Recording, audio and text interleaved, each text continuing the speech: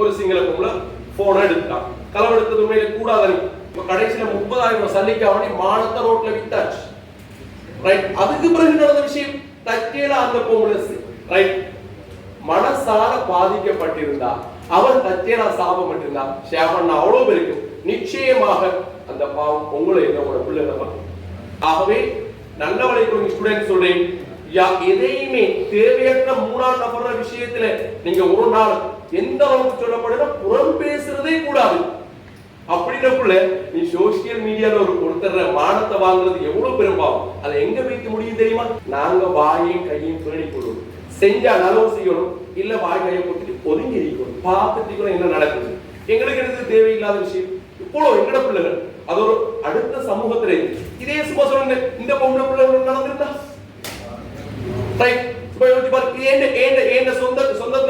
இதைத்தான் செய்ய போறீங்க. ஓன சொந்தத்தை நடந்திருந்தா இதைத்தான் செய்ய போறீங்க. அதனால பிள்ளைகள் யார் யாரெல்லாம் அந்த வீடியோ ஷேர் பண்ணீங்களோ அவ்வளவு பேரும் டெலிட் பண்ணி போட்டு பாருங்க.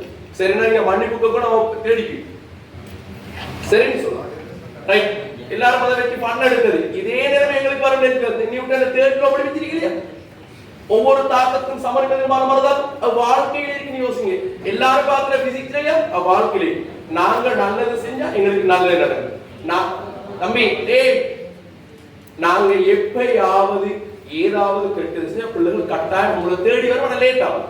லேட் ஆகும் லேட்டஸ்ட் ஆகும்.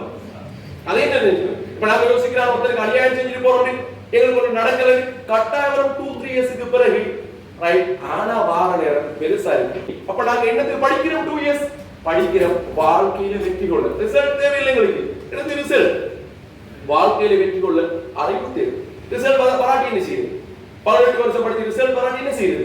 அடுத்த சாகிறதா இல்ல. அந்த 18 வருஷம் படிச்சதை அடுத்த 60 வருஷம் வாழ்றதுக்கு பயன்படுத்த போறோம். எங்களுக்கு நிறைய நபர்களை சந்திப்போம். அப்ப அந்த இடத்துல நாங்க என்ன செய்ய போறோம்? படிச்ச பிசிக்ஸை பயன்படுத்த போறோம், படிச்ச அறிவை பயன்படுத்த போறோம். இந்த இடத்துல எப்படி நடந்து கொள்றது? ஆகவே பிள்ளைகள் அந்த விஷயத்தை கவனப்படுங்க. நீங்க வெற்றி அடைய போறது அந்த விஷயத்தை மட்டும். நாளைக்கு நீங்க செய்யற நன்மைகளுக்கும் எங்களுக்கு பிரயோஜனம் இருக்கு. அதே மாதிரி ஒரு தீமை நடந்தாலும் பிள்ளைகள் உங்களுக்கு வழிகாட்டிய டீச்சர்ஸ் ஒழுங்கா வழிகாட்டிய ஹோம்வொர்க்கும் ரைட் நோட்ஸ் தான் பார்த்திருக்கு, வாழ்க்கையை சொல்லிக் கொடுக்க இல்லை.